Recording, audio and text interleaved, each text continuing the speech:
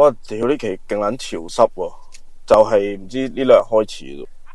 因為我屋企其實已經唔係大啦，我屋企400零尺啦，總之係一個廳加一個大房咁樣啦。唔係，我哋好似講過，你咪話兩部抽濕機。係啊，屌喂，兩部抽濕機已經咧長期咧就紅燈啊！嗰個抽嗰個而家一日可以倒2缸水，跟住咧喺條街度行咧勁唔舒服啦。大三換都咁，即係本身係因為個人大汗係會大三，即係常備嘅就係正常銀包、電話、尿袋、一支水，跟住同埋2件 T 咯。作為一個肥仔，我都會嘅。我有時咁我成日都揸車啦，但係我都會孭住個背囊嘅，背囊入邊永遠都會有 T 恤，隨時去做 gym 啊都可以有衫換，即係大家都係啦。乜臭還好啊，最怕係嗰啲店係唔係啊，臭都唔係還好啊，臭都唔真係咁唔係好頂得順，掂到嘔心啊！掂到直接隻抽，唔係隻抽咪掂到咯。咁你有 join 啊？你冇健身室會籍，如果唔係就係可以去。唔啱，呢個就係嗰陣考量咗好耐嗰啲先至 cut 啫嘛。你淨係屙屎啫。屙屎係其中一個大嘅誘因，大嘅係咯，大嘅好處咯。我哋早幾日咧咪玩完 Cornhole 嘅，已經心思想再玩，使唔使秘密練兵？定還是係我想象中嘅畫面係，首先大家有一個自己嘅，即係自己一人一 set 豆袋啦。然之後係將嗰嚿嘢，即係將嗰塊斜板一塊都夠啦，唔使特登掟2塊嘅，運出去一啲大啲嘅公園咯。即係我當你維園咁樣啊，我當禮拜日車嘅維園喺草地度，啲人行過有興趣，諗2手啊，就可以一咁要嗰種咯。嗱，我覺得咧唔好咁大想頭住先。我哋上次嗰個模式，我想多啲人，其實係相當好嘅。哦，係啊，係嘅，有時有時去到啲公園咧，會俾保安趕走。咩嚟噶？我哋唔得嘅呢啲，有冇申請噶？上次冇講，應該冇事嘅。掉下豆袋咯。嗰日玩完之後咧，我咁啱喺 Facebook 見到有，即係唔係 Facebook，IG 見到有呢啲 Cornhole 即係布袋球體驗日咯。其實佢寫，不過嗰日唔得閒，所以我冇同你哋講。即係而家我哋用嗰塊板咧，就係淘翻嚟噶嘛。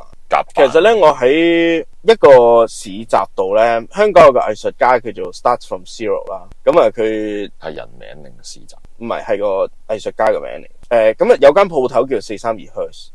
咁我有時都會去睇下衫啦，都唔係次次買嘅。佢 Start From Zero 咧嗰期咧就係搞木工 ，OK 就都有少少同阿郭文輝啊嗰啲咧都有啲關係。嗰次我去個市集度咧，佢哋就係有塊 Cornhole 板喺度，哇，好靚！但係我連價錢都唔敢問。即係 4A 嘅 Cornhole 板。佢係即係好靚，佢因為我好中意 walnut 胡桃木啊，咁佢就係用胡桃木做最面嗰層，佢即場有得掉啦。咁我試咗嗰個係幾好 feel 噶，個豆袋揼落去嗰個聲音木板度嗰個聲咧係幾厚實，噗咁樣幾。所以我唔中意人用亞克力膠嗰個，即係我哋當初冇咁講究。我哋當初玩嗰陣係嗰啲叫咩貨運卡板啫嘛，即係自己鋸跟住包翻少少邊，唔好起刺，開翻個窿就算噶啦嘛。咁嗰陣香港都未有嘅。咁到我之後上網見到有嘅時候咧，嗰個所謂會咧，佢用嘅係亞克力膠板咯。哦，我記得啦，着晒燈咁樣噶嘛 ，RGB 好似有啊，跟住有個 logo 喺前面。咁先唔講個樣靚唔靚，我係覺得同你個彈性係唔同，即係我哋咁掉豆都掉落木板，不論係聲啦、彈力啦、線啊嗰個感覺咧，摩擦力係啊，摩擦都唔同。係，雖然我係有少少覺得呢種雖然叫運動啊，係唔需要太講究嘅，即係有啲叫做街頭小玩意咁樣。又唔係即係比賽啊，冇執到好正，冇呢啲嘅，係呢啲大家啲行過都去玩下嘢嚟咁樣。係嘅。所以喺嗰個上次喺個市集度見到，我覺得係一個 good idea， 擺一個咁嘅嘢，即係講真個玩法，你一望就知道係點玩嘅。一塊板一個窿，咁你拎咗袋就係掉落個豆袋上塊板度。就希望佢會跌落佢個窿度，就係咁樣。即係一個咁簡單又即係完全冇複雜計分，係啦，即係技巧手法呢啲，你就算完全冇，你都會有嗰個樂趣嘅。我形容係老少咸宜，門檻極低，亦都係依家嗰個社會就叫共融。唔係嘅，唔係嘅，我會話共融，即係而家我哋個社會如果講共融咧，就係會有弱勢社群分。咪就係佢冇，你唔需要好咩跑得好快啊，咩跳到高，你只係就咁揈出去啫嘛。嗰種咪即包容到好多運動員，叫咁講。唔係啊，即係你一講到共融呢個位咧，你大概就會諗到即係譬如會有擔住肢體傷殘嘅運動員啦，智力障礙嘅，或者有啲都得㗎，你都係掉個袋啫嘛。但而家講緊係共融呢個詞語，可以唔需要分殘酷嘅運動，即係坐輪椅同企喺度都玩得。係嘅，OK 有佢，OK。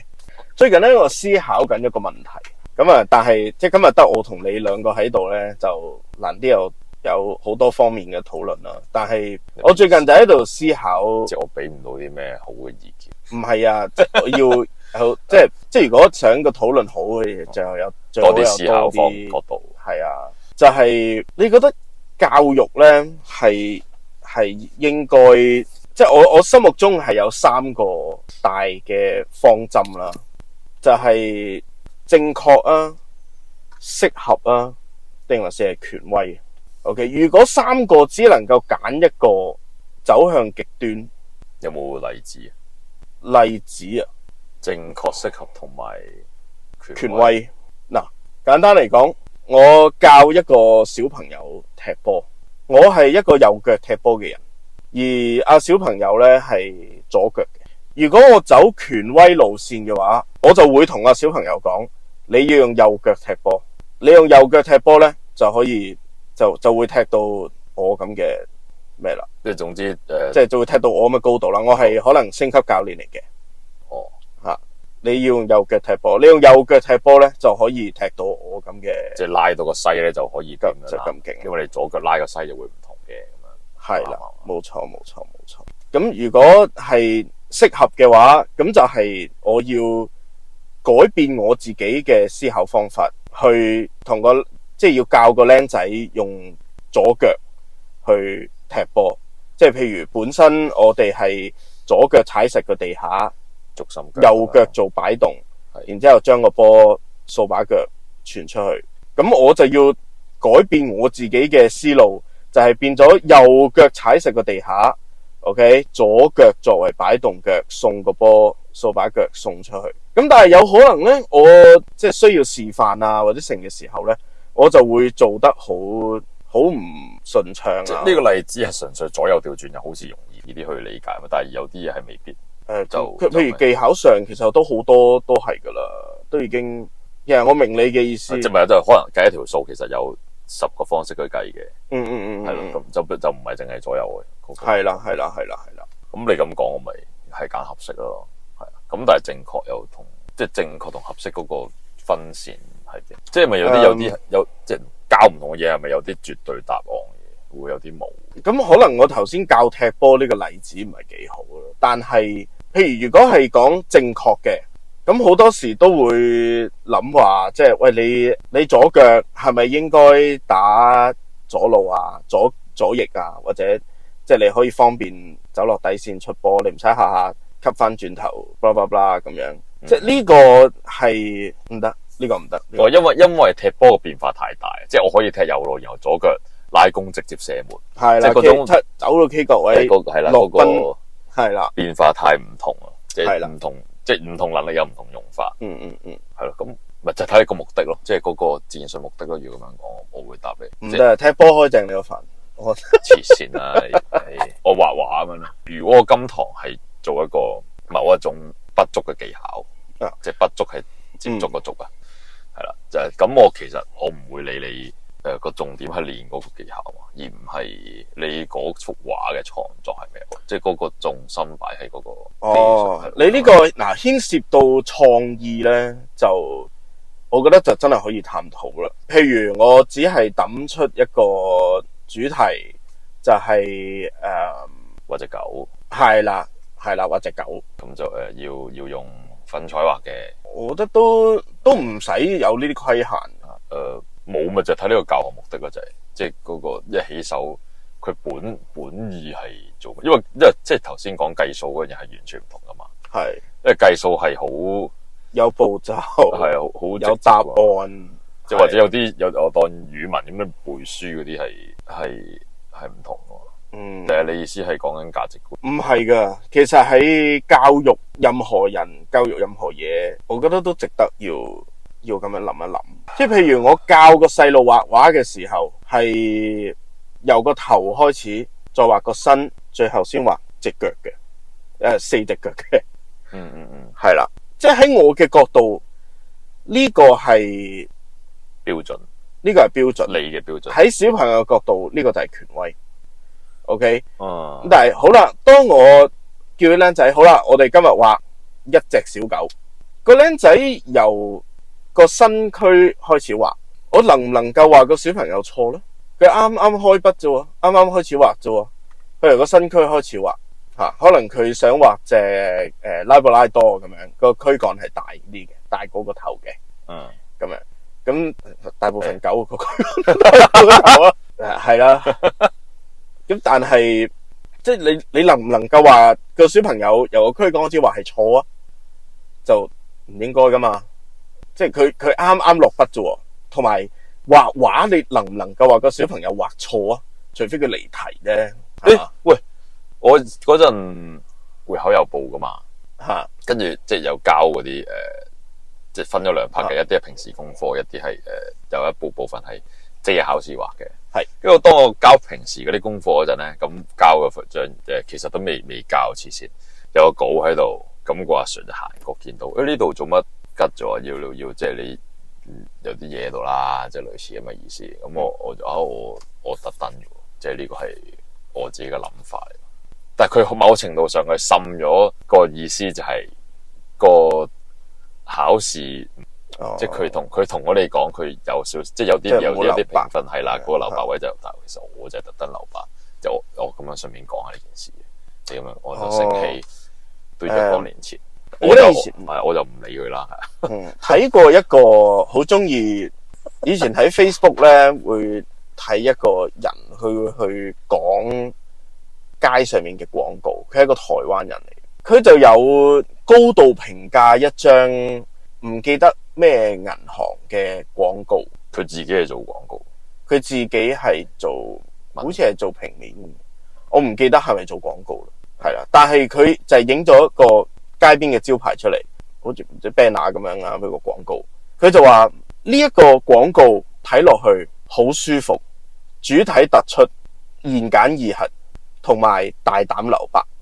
咁我望埋去就係、角落頭有銀行嘅名啦，然之後就係有一個類似係咩守護家人嘅幸福，咩投資咩定期儲蓄開始咁樣啦，類似係咁樣啦。但係即係我唔知俾佢影響到定係咩啦，我就見到呢一個廣告睇落咧真係好清澈，好清澈。即係我望埋去咧，完全唔會好似譬如佢超級市場超值價咁樣，一定要有嗰啲爆炸類似啦，係啦，就冇用到即係啲好多餘嘅色彩啦。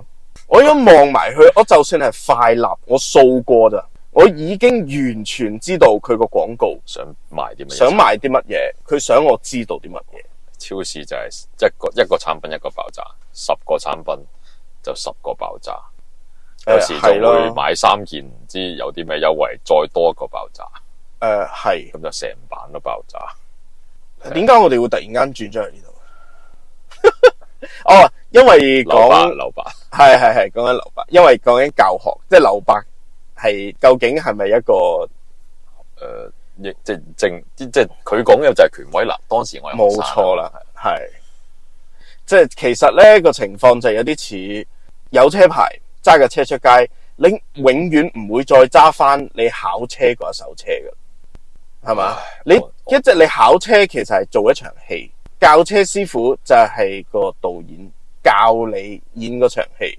擰頭啊，着風褸要唰唰聲啊，跟住等我上3波先咁樣，極力子踩實嚇咁樣旁述自己嘅動作。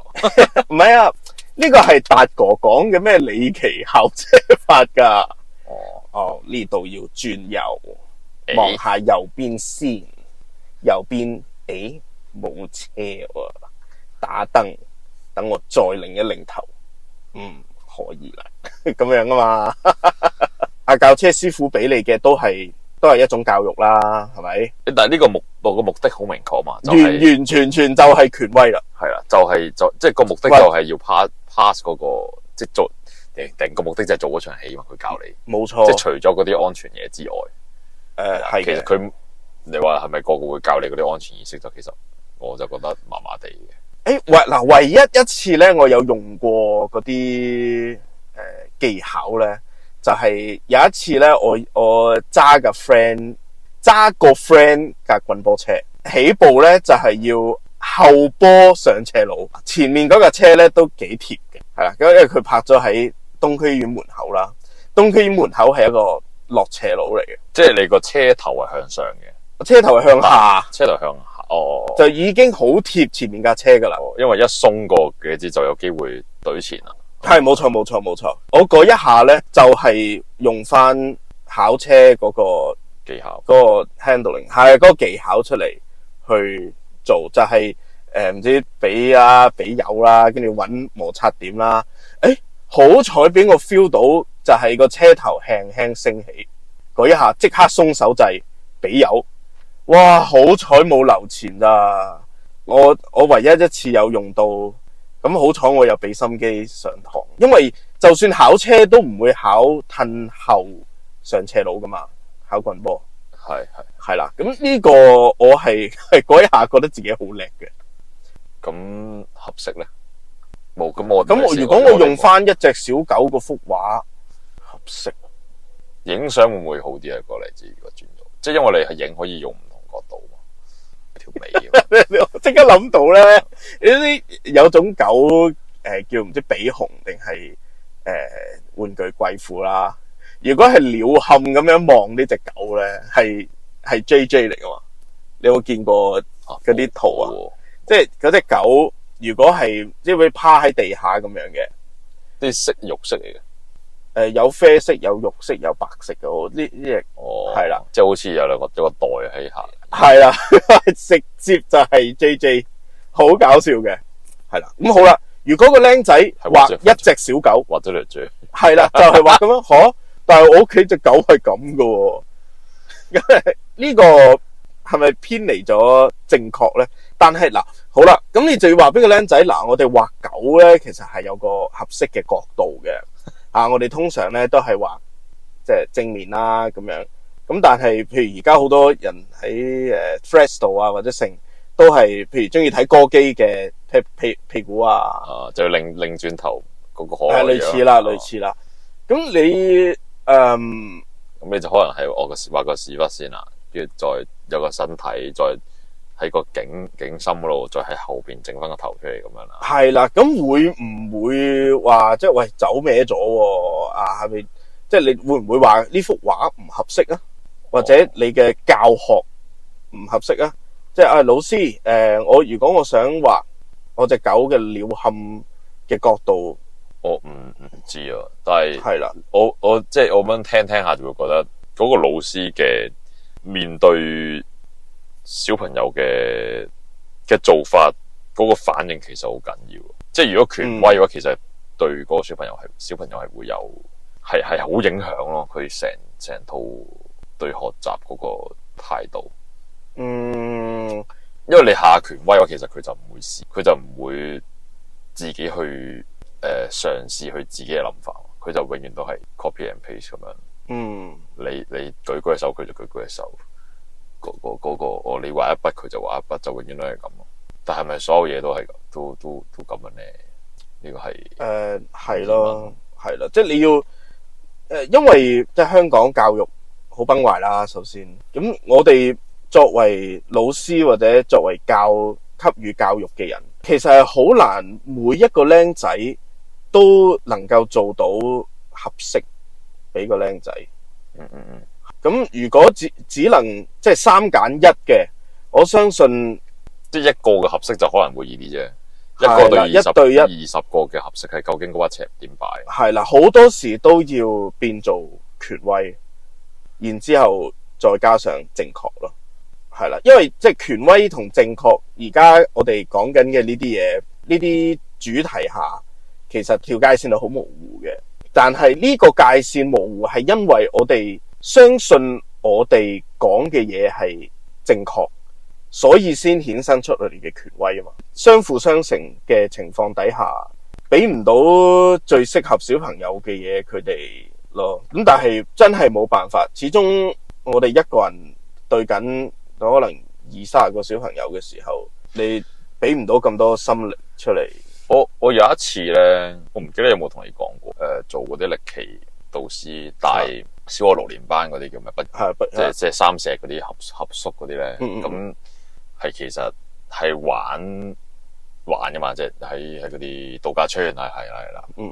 我其中一個遊戲嗰陣咧，即係都有帶，但係開頭嗰幾日咧，其實佢哋就唔係好投入嘅。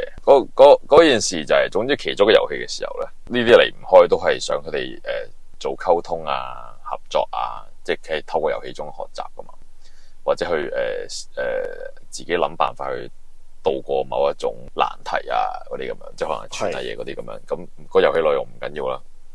咁總之就係喺個玩人，即係你哋自己討論下點樣做。佢好啦，到做嘅時候，跟住佢嗰班個班主任咧係無啦啦好激動咁樣指住其中一個學生鬧咯，個女仔嚟嘅，俾佢鬧到喊。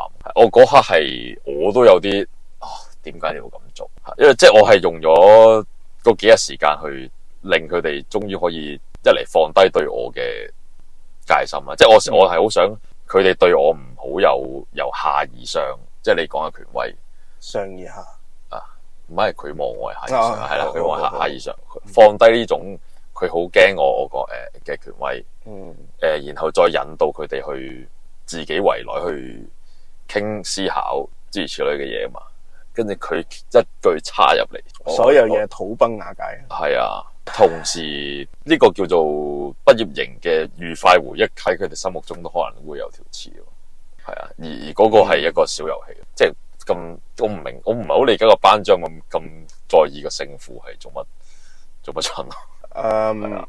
我以前咧都有參加過呢啲營啦，咁我嗰時做組長。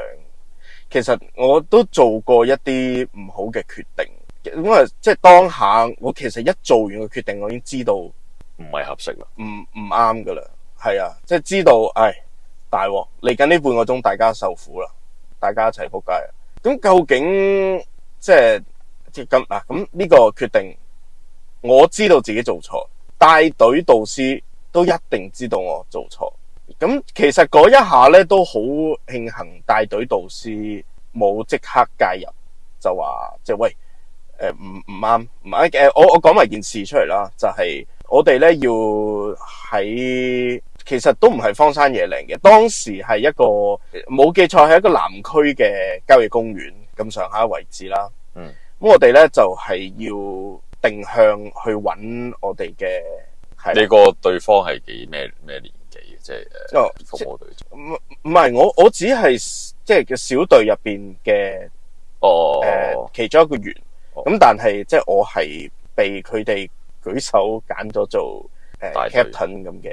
咁我哋就要即係好似定向咁樣定翻我哋個營咁樣啦。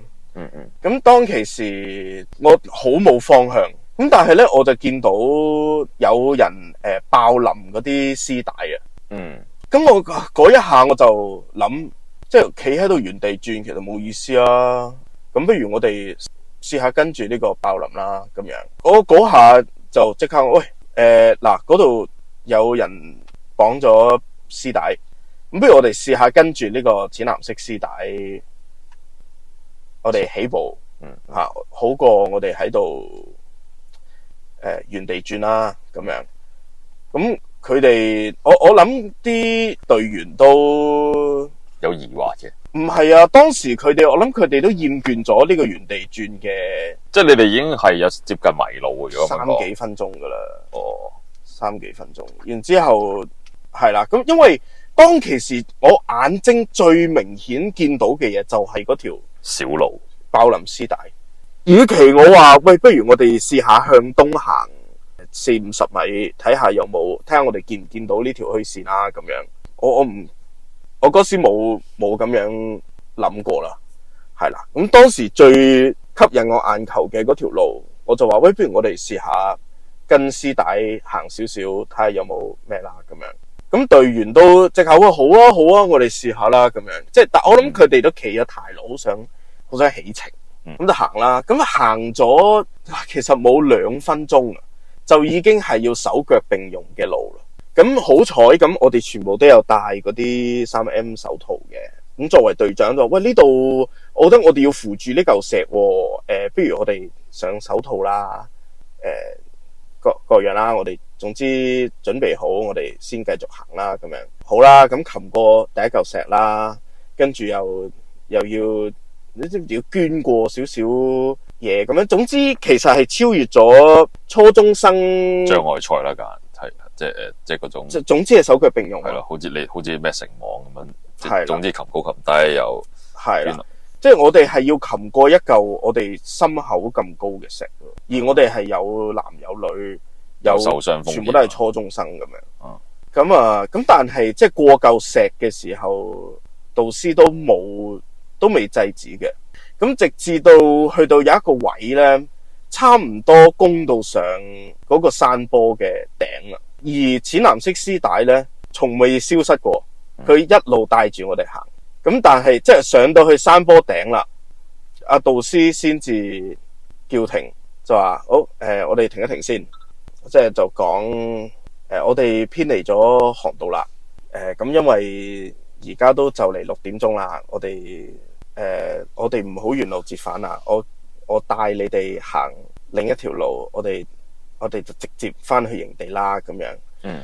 咁其實嗰一下咧，我即係佢冇講我做錯咗嘢啦，佢只係講緊即係我哋嘅方向偏離咗咩咁樣。咁但係即係喺我心目中嗰時係個中學生啦，我完全係食晒所有嘅我係完全斥責緊自己嘅。你嘅啲隊友有冇斥責你？即係做隊友冇嘅。但係你記得呢下，其實咪即係佢嘅教育咪成功？係噶。即係你到今時今日都記得。即係如果嗰陣時，即係我會話導師係靚時間、靚語氣、靚解決方法，即係嗰個用字係啦。即係事後解決都即係我哋直接我帶你哋翻去營地啦，咁樣。呢個好緊要，即係其實同人係咯。係啊，你幾時去 step in 啊？你點樣？即係其實簡單嚟講咧，就係處理咗件事先。係啦，我哋一嚟就唔好講話邊個話行邊條路咩啦。而家就嚟天黑啦，我帶你哋翻營地你哋跟實咩。我哋幾點翻去食飯？即係係啦咁樣。阿導師帶我哋一路行，其實段路咧係我諗半個鐘多啲啦，山路咯。好，咁但係你哋點樣去嗰度？我哋係即係營地出發去咗第二度，咁沿路翻係咪度？唔係噶，我哋係各自即係可能分4個小隊咁樣，然之後咧導師就帶我哋去一個地方煮晏晝，即係我哋 wild cooking，咁然之後煮下呢樣，煮下嗰樣咁樣。咁其實嗰個位就係開始嗰個位，好似又再行多少少嘅，再行多少再帶我哋離開多少少嗰個位置先嘅。即係佢唔知俾咗啲任務我哋唔知咩，即係我哋一路行，我哋要揾10塊唔同嘅樹葉咁樣。咁我哋就唔知佢個咩技巧啦，但係講真唔係好記得點樣沿路行翻轉頭。咁然之後可能到某個位，我哋就離開嗰個主路咁樣。我記得係咁上下啦，係啦。總之喺嗰個位開始，我就選擇咗爆林。我其實即係咁講就係我試係好緊要噶，即係無論係。係嘅，即係因為我哋係要人，即係從錯誤中、失敗中學習。錯誤啦，錯誤啦，失敗太大，失敗未免太過嚴重，即係一個結果嚟嘅。係啊，而家即係我會話太多小朋友就係即係好似冇空間去俾佢哋犯錯，即係佢哋嘅成長路上個容錯率好低。所以我係同意人打機，因為打機係可以輸咗再嚟過。哦，係啊，講出嚟好奇怪話，喂，點會㗎？梗係唔好俾佢打，或者打得越輸越好㗎啦。但係其實我覺得唔係嘅，即係你打機都會思考，即係當然有好多唔同遊戲啦。你點樣可以拎到高分啲又好，或者點樣過關咩都好。啊，係冇錯，呢個係即係譬如一啲譬如我好似有講過嘅逆轉裁判。逆轉裁判其實好簡單，係一個文字 game，你去幫手講個故事出嚟。咁你飾演就係一個叫成寶堂律師嘅律師啦。咁你去判案現場咁樣，係啊，你就好似要查埋案咁樣，然之後你要去審問唔同嘅人咁樣。咁你就喺呢啲字裏行間啊，喺啲證物上面去揾到一啲位蛛絲馬跡，去你可以話係攻擊啦，或者去即係去挑入去嗰個缺口入邊，去揾一啲嘢。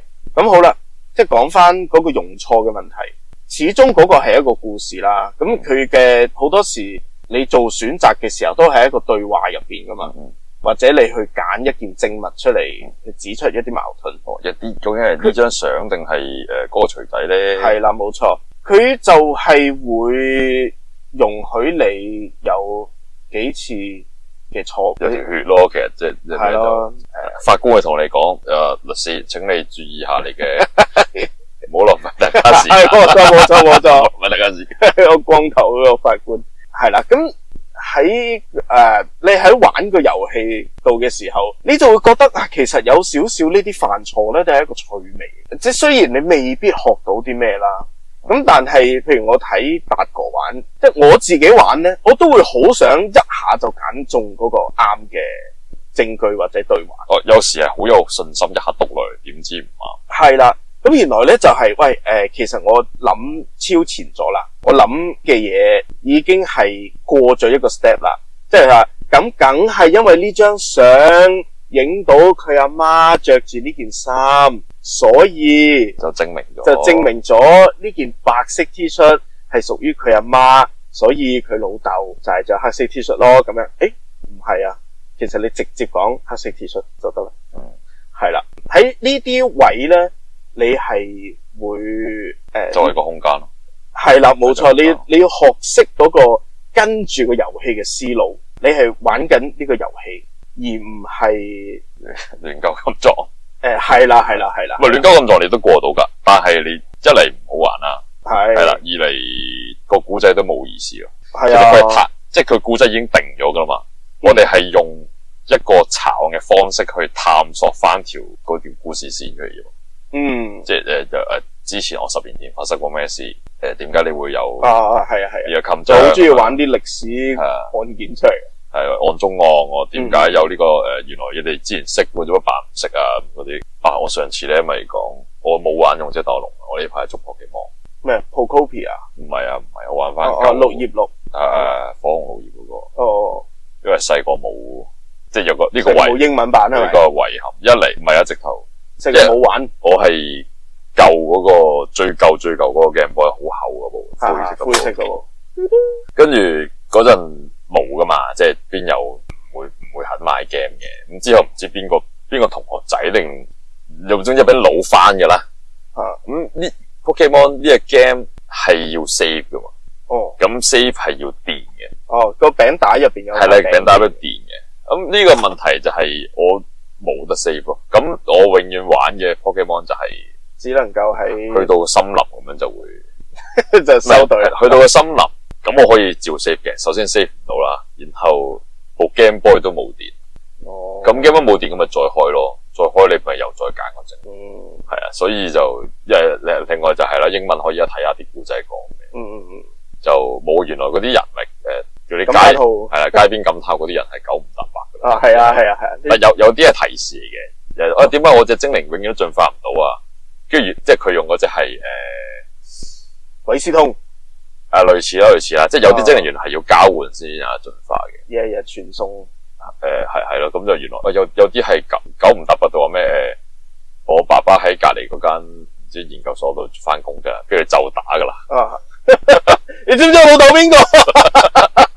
跟住你老豆邊個？係啊，即係錯。我細佬喺度游水啊，跟住就打啦。係咯，咪有啲提示咯，你知道自己要去上船，做咩咯？原來係有唔知邊個暈船浪拎啲咩俾佢，定點鬼樣點樣嘛啲。但係有啲九唔搭八嘅係有啲慘啊，因為船上面咧有一間房咧係有個人係幫你補血嘅。郵輪，係啦，喺郵輪嗰度，即係打其中一個電嗰個管嗰個船啊嘛。其實佢本意應該係唔想你成日係咁落船去補血啫。但係佢講嗰句嘢係話因為我揀角色女仔，我就話你好似我阿妹，跟住我就幫你補血啦。但係佢揾緊佢阿妹去講佢話佢架船度。但係佢而家其實佢本意唔係咁啊，但係講出嚟件事好似好慘。即係本身個故仔冇，但係呢個冇任何後續嘅，冇噶，係啊，好似有啲細思極恐咁樣咯。咁樣都要虐心，唔係啊？咁好啦，咁講翻嗰個用錯嗰個問題。係你想繼續？我冇，因為我依家咁樣玩就係，其實我哋有好多種唔同嘅選擇，養啲咩精靈去通關噶嘛。咁其實呢啲就係我哋嘅用錯咯。亦都係千變萬化嘅喜好啊！所以我依家冇用御三家噶，我揀咗奇異種子，我淨係過到我打完小剛就冇用。奇異種子打小剛係咪？因為開頭冇咁多隻精靈啊嘛，用葉係打都容易嘅。開頭淨係得咩小哥達綠毛蟲嗰隻蜜蜂係啊，嗰兩隻雀。其實總之我捉到其他嘢打，我一夠6隻我就唔用奇異種子啦。OK， 係啦，我就打到依家，我個主力依家係火爆猴，係同埋我想將大力蛙都變，唔係黐線，未大力蛙，我都想將奔香蛙變主力，但係奔香蛙有啲唔係咁生性，有啲招唔係咁對版啊。唔係有得學招？有就係依家夾硬 PM 啊，夾硬插4招俾佢極變勁。我想點解揀奔香蛙係因為咧，我細個睇快樂龍，因為快樂龍嘅係咪越差越遠啊？咁樣搞到唔緊要。快樂龍嘅寵物小精靈漫畫咧，即係佢叫寵物小精靈特別篇啊。個主角咧，佢中間係會不斷咁樣換精靈，但係佢係用大力蛙係佢嘅好朋友。係啊，大力蛙佢好。OK， 佢中間講嗰啲古仔都幾有趣嘅，即係佢第一篇可能用小智嘅角度去做主角啦，跟住打到咁上下咧，突然間唔再講小智，又出現咗另一個人出嚟話小智失咗蹤，我要揾佢咁樣咯。快樂龍嗰個故事係啊，係幾有趣。佢最尾有講翻，即係我哋睇到我哋自己打機係小智小貓噶嘛。佢有講有個女仔係攞埋第3隻精靈，跟住有條故事線喺呢啲主角度周旋。外傳嚟嘅，OK 嘅。佢有講埋佢連埋到金蘭啊，跟住去到出到咁上下嗰陣咧，全部主角出翻晒嚟咯。跟住佢有講每一個即係主角嘅人係有咩擅長，即係原來好似係小茂係叫戰鬥者咁嘛。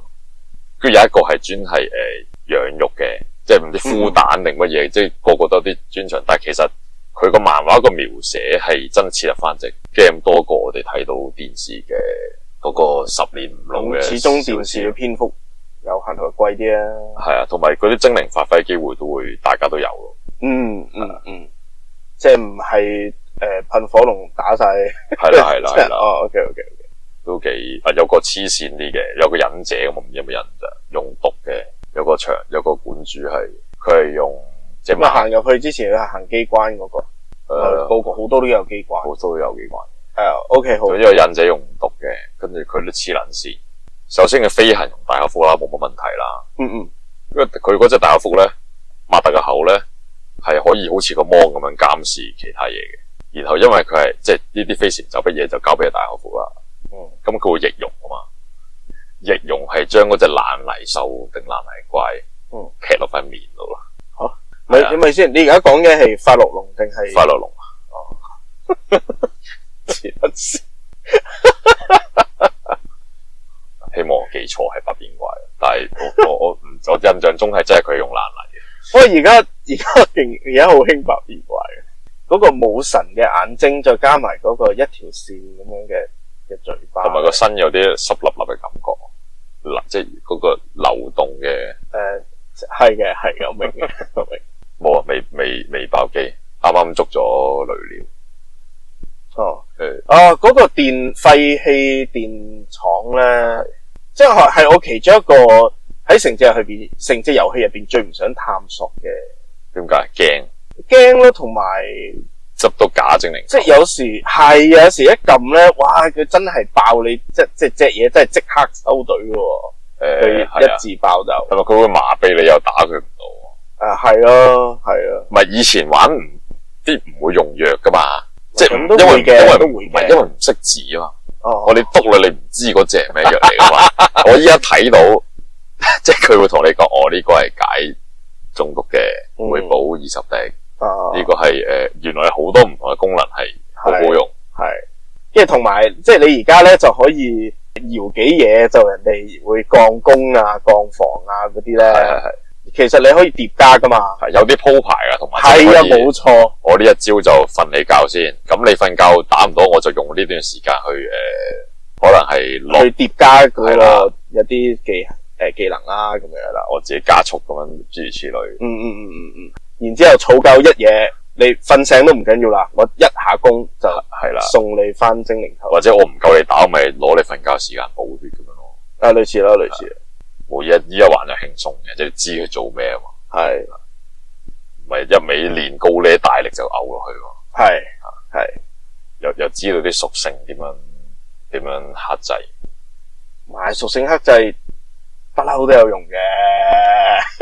開初冇噶嘛，開初唔係咁知噶嘛，即係淨係可能好簡單火克草克水，或者電克水呢啲簡單咪知少少咯。佢依家講係再細啲噶，即係咩飛行咧？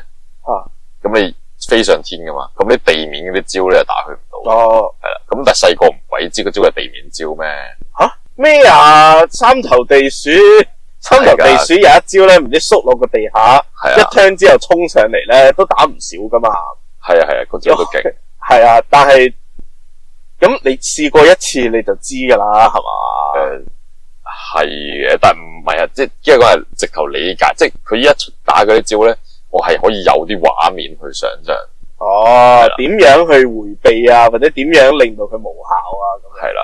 OK，冇咩咧，其實即係純粹係想攞出嚟傾下。我哋你記得嘅話，譬如下次多啲人出嚟食飯啊，或者有呢啲，其實會冇答案啊，即係啲嘢冇答案。其實咧呢三樣嘢，其實我係即係譬如我思考嘅時候，我自己係有諗過屙屎咁樣啦。sorry， 我屙屎嘅時候，咁我係諗其實呢三樣嘢，你教唔同嘅嘢啦，教唔同嘅人啦，其實你係三樣嘢都要並重，同埋嗰個比重係需要調整，你先至能夠有一個好嘅，即係譬如有啲位你要同小朋友建立咗個關係先，好似你頭先講咁樣，係嘛？等小朋友能夠信任啊，係啦，信任啦，又或者佢可以了無牽掛咁樣去講自己嘅諗法，或者做自己嘅諗法出嚟，咁其實先至可以去做下一步嘅。咁但係唔係喎，有啲嘢你係必須要權威咗先嘅，譬如你去教個細路紀律步操，咁你步操雖然就係我哋有個特定嘅步伐，有個特定嘅對位嘅方式咁樣，呢啲就係個權威啦。咁你話譬如以前有個叫 right marker 嘅人啦，right marker 就要係最高嗰一個咁樣，咁純粹係為咗個隊形好睇。係嘛？我都係要話到俾班細路聽，即係我哋即係如果 right marker 係最高嗰個人，咁攞旗嘅時候咧，咁我哋就好似即係嗰個隊形就最好睇啦，blah blah blah咁樣。咁即係呢個位置你就必須要權威行先，或者個比重大啲。再去，譬如佢哋步操嘅時候，要再同佢哋講，你嘅節奏唔該做靚啲，隻手揈到幾高，劈拍咁樣，唔好聽到啲步操啲聲碎晒咁樣。即係呢啲係你需要去調節你嘅思路，係嘛？咁好啦，班細路 OK 啦，咁佢哋唔係淨係為咗步操而嚟噶嘛？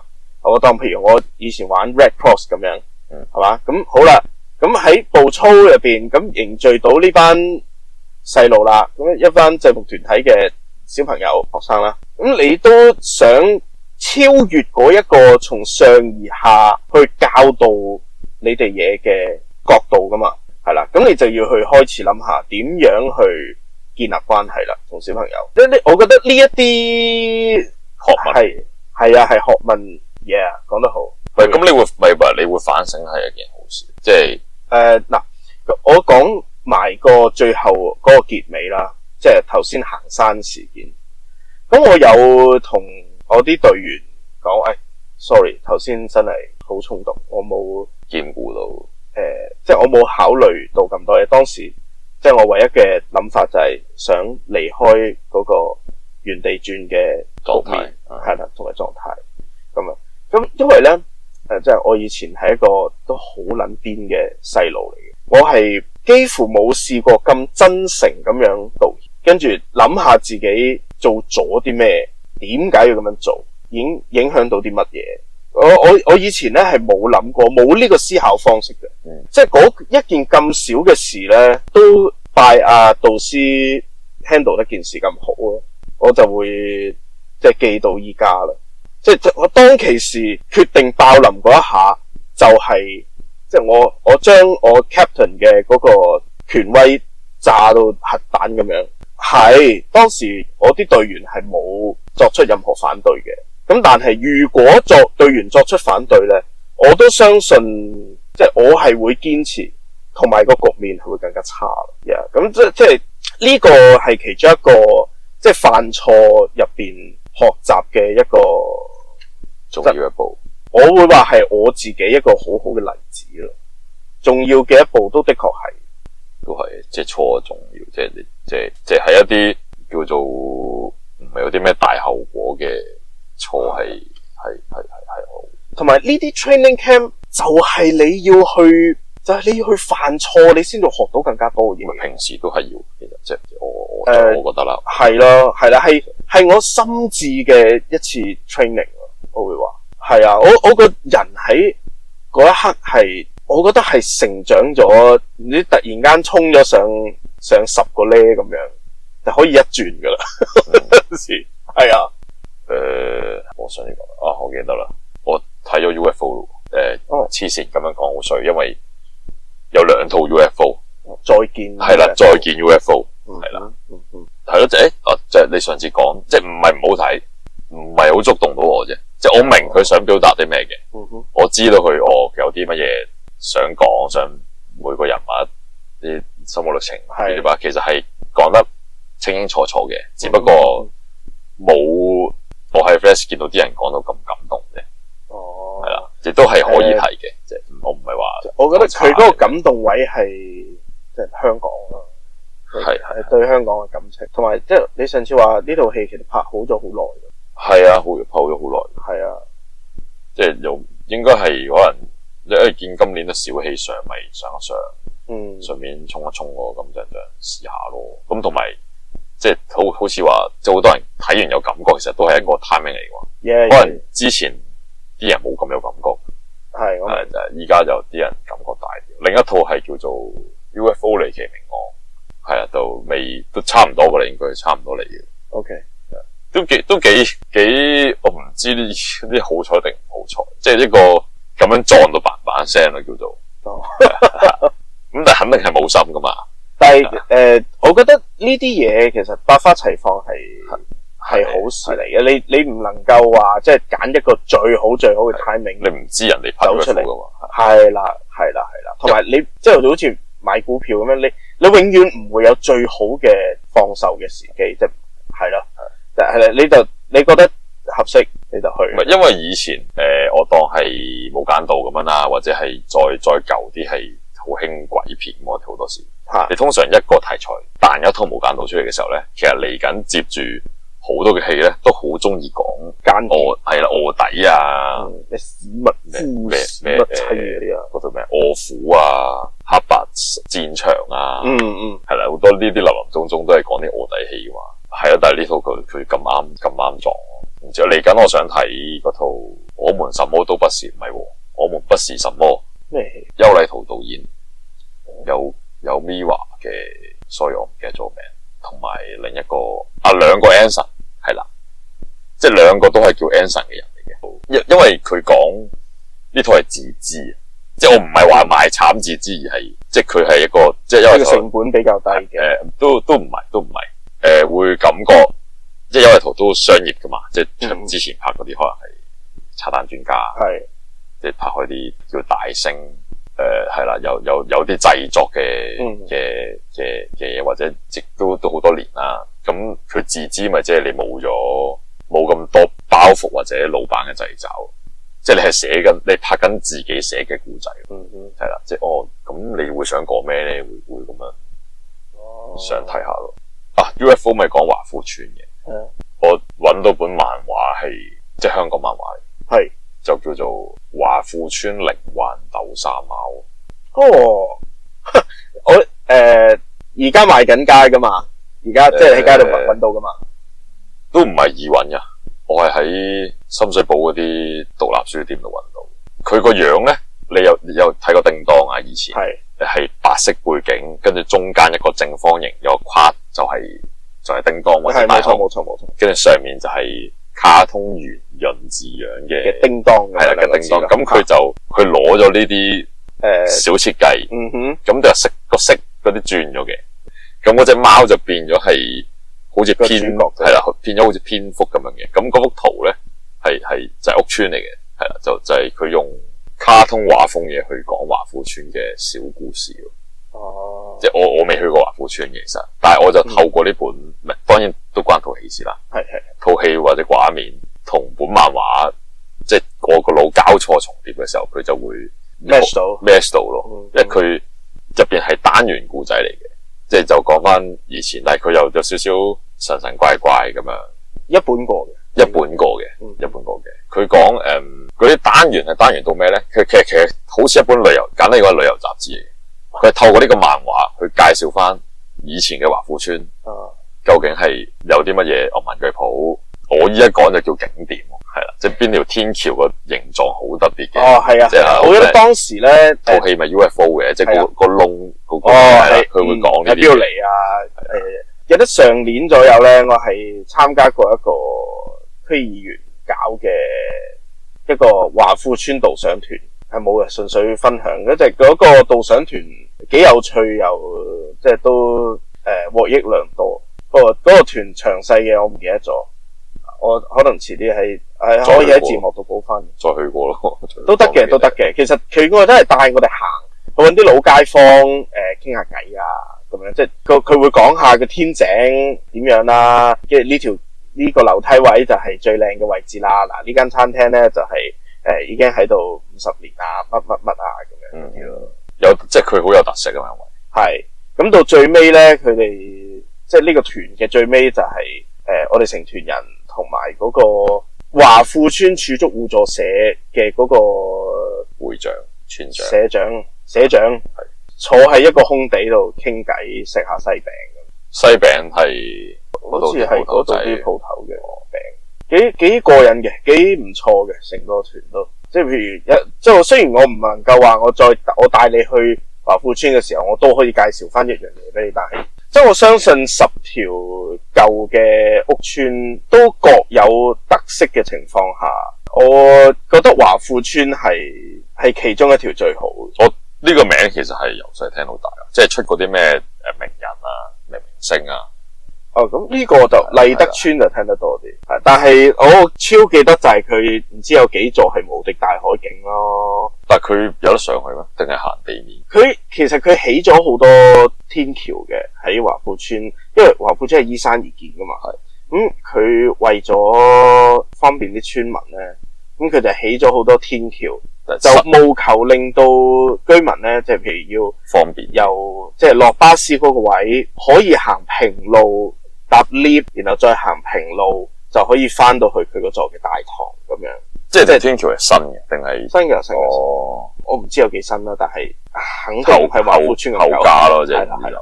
我睇套戲嗰陣，我見佢啲樓係黐住嘅嘛，即係我呢一座同你嗰座係黐住，但係又依山而建嘅話，咁有機會係我嗰層嘅10樓，係你嗰層嘅11樓咁樣。好似係有呢啲嘅。唔知啊，頭先講個咩有個窿咧，個漫畫故仔入邊講係一個次元門，我純粹講下啫，即係佢就係咁樣單元咯。咩有個女主角嘅，佢就係寫故仔去投稿，即係又唔可以有維新嘅，即係佢個角色背景就係會寫故仔投稿嘅人啦。即係以前係興有呢啲可能雜誌報紙呢啲咁，係會呢個係可能當時即係個單元俾人投稿係啦，主流娛樂嚟嘅係啦。咁樣落文具鋪傳真，因為點解傳極都傳唔到嘅，淨係傳到上半 part 咧？跟住原來因為係靈幻啊嘛，呢個故仔嗰隻豆沙貓就走出嚟話，我覺得呢度啲唔妥。